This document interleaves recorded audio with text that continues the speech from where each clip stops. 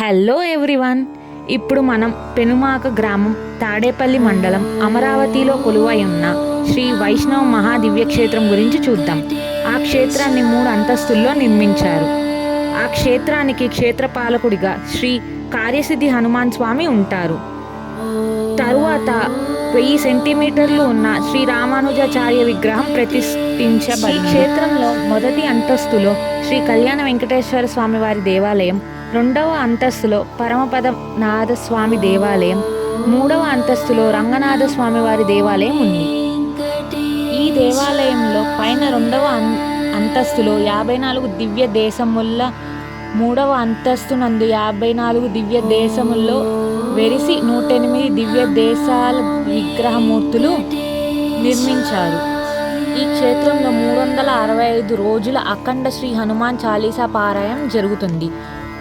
Date 23/4/2024 మంగళవారం, చైత్రమాస పౌర్ణిమ నుండి 24/2025 ఆదివారం వరకు 365 రోజులు జరుగుతుంది.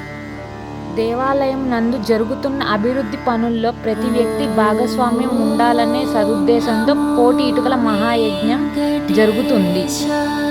మీకు ఇంకొక విషయం తెలుసా?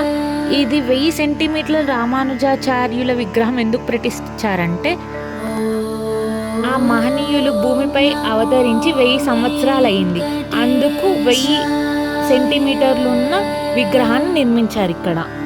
నేను ఈ క్షేత్రాన్ని దర్శించడం చాలా అదృష్టంగా భావిస్తున్నాను.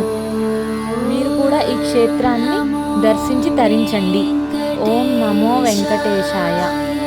ఇలాంటి ఎన్నో ఇన్ఫర్మేటివ్ వీడియోస్ కోసం please do like, share and subscribe my channel.